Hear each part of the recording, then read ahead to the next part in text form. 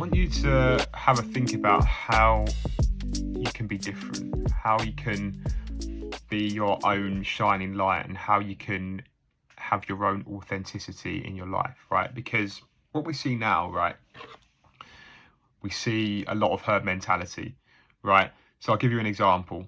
When, say, for example, you're at the train station and there's an escalator and there's a set of stairs, 99% of people are using that escalator rather than the stairs, right? And you stand on the escalator, and because it's so stuck, you're just sort of stuck there. And the people that actually use the steps can actually go up quicker than the people on the escalator, right? Because there's less people blocking in the way, because there's less people who, don't want to experience the discomfort of walking up the stairs, and they want to have the comfort of standing on the escalator and being carried up automatically. Another example is going to the gym first thing in the morning. If you go to the gym, most gyms in the UK at 6:30, 7 a.m. in the morning, there's a handful of people there. And, you go to that same gym on an evening when it's 5 p.m, it is packed and you can barely get on the machine. So I used to find that out the hard way. So I go to the gym in the mornings now. So you find that when you're doing things differently and, you're going against the grain a little bit, you'll find that can actually work to your advantage, right? So have a think about how you can go against the grain. Think about how you can maybe deviate from society a little bit, right? Because with the herd mentality that there is now, everybody's on TikTok, scroll, Instagram, having the latest t-shirt, going to the latest restaurant, putting up loads of Instagram stories, trying to be part of the gang, as it were. When you're doing that, to an extent, you can lose your authenticity. You're seeking that validation, that acceptance from other people. And I'm not saying that you can't ever do those things, but a lot of society now is they're all trying to be one of the gang. They're all trying to fit in, to do their own thing. TikTok, scroll, have that designer t-shirt. Do this particular thing that everybody else is doing. Go on that holiday destination that they're not that into, but they want to get likes. Going to this particular music concert or event, not because they like them, but they want to fit in. All of that stuff happens, right?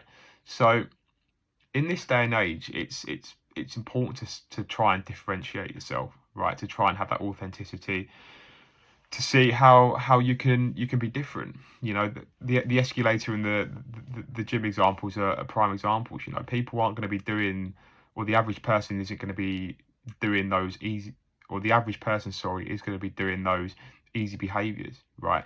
So when you don't do those easy behaviors, you actually get benefit from it, because like I said before, you can get more of a workout in. You're not worrying about the machine, waiting for a machine.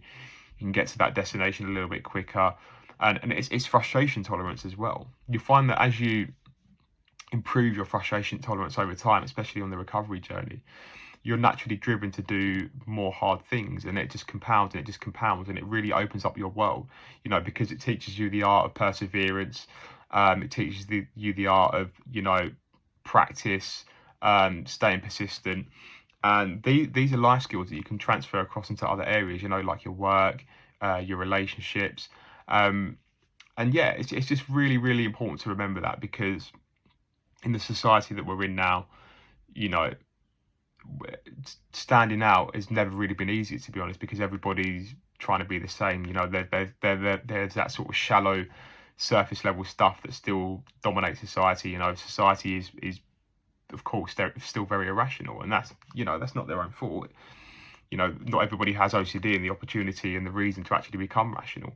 So I just think it's very important to try and think about how you can be different. I see other things as well, like everybody's into vaping, right? I'm not saying that you can't vape, but it's more of just a trend to fit in. When you're puffing the smoke out of your mouth, it's more just like a social validation thing, right? People do it not because they want to do it, but just to fit in. And then you find that there's people getting collapsed lungs and being in trouble with that. It's the same with balloons, like the NOS balloons that you get the nitrous oxide out of.